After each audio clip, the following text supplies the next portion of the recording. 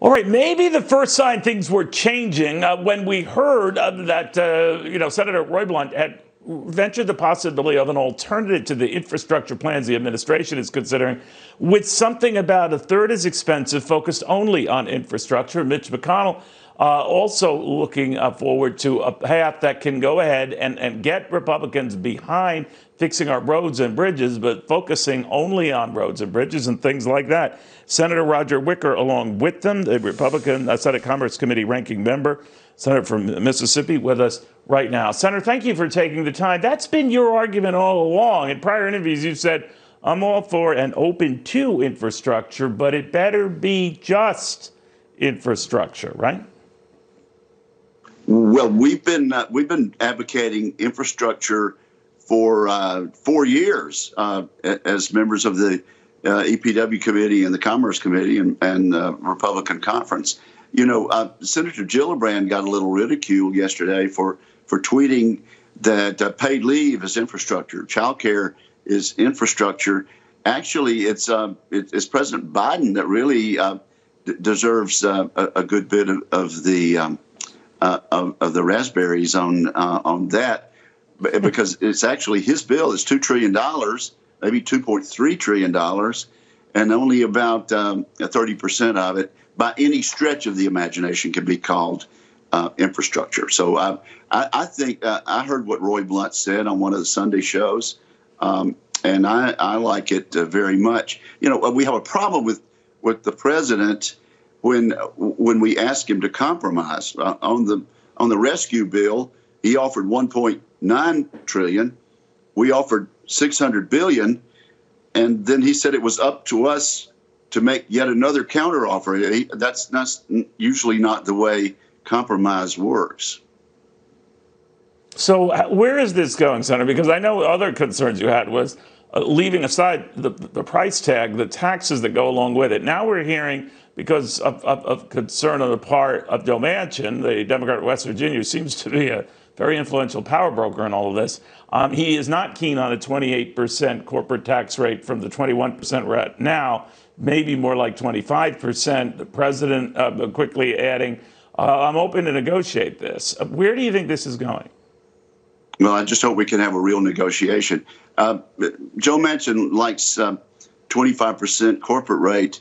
You know, I really think the 21% is what got us a lot of job creation and a lot of economic growth and GDP growth until the pandemic hit last March. So, right. Boy, I'm not at all keen on moving past 21% corporate rate. But we did have some good news from Joe Manchin. So even under your plan, Senator, even under your plan to look at something maybe decidedly smaller and focused on infrastructure, whether it's the $600-700 billion plan that folks and colleagues like Senator Blunt are looking at, how would you pay for that? Or would you? I mean, would you expect it to be just the growth presumably spurred on by this? Generally, Neil, we have looked for user fees for infrastructure. That's been the way we've paid for this for decades. And states have looked at this. And my state of Mississippi, several decades back, went to a 5-cent increase in gas tax per gallon.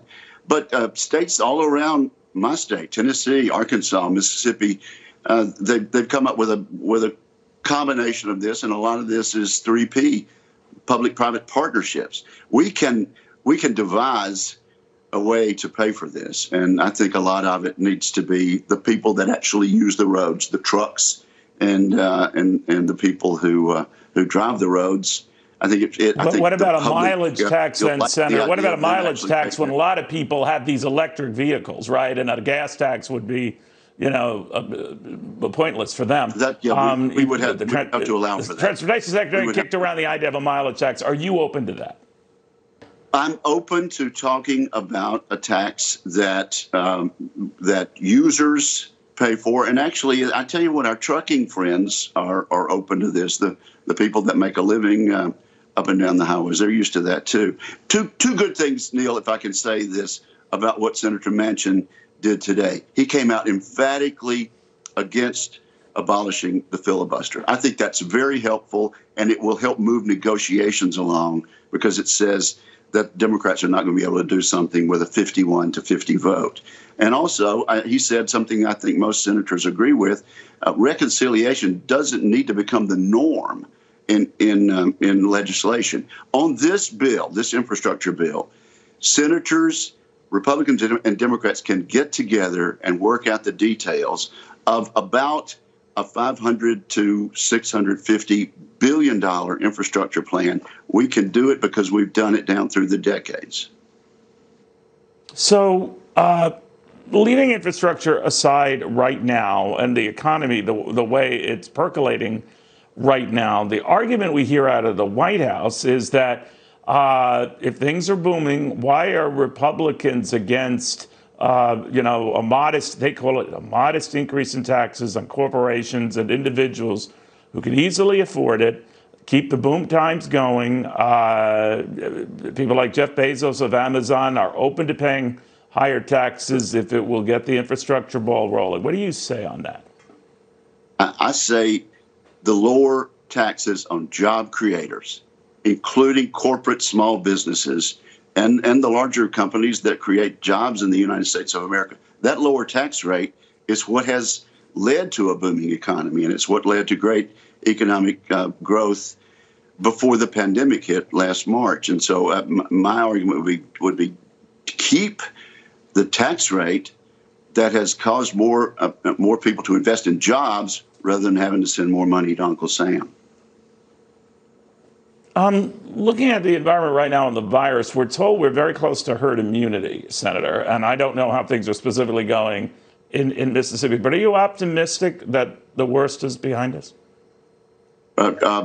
Infection rates are way down in Mississippi, and we heard on the news today that actually, contrary to what the mainstream media expected, in those states that have opened up, like Texas and Mississippi and Arkansas, rates are way down. For some reason, in the more restrictive states like New York and Michigan, rates are up. So I think the idea is stay the course, get the vaccinations, but right. At the same time, we can balance a healthy economy with being careful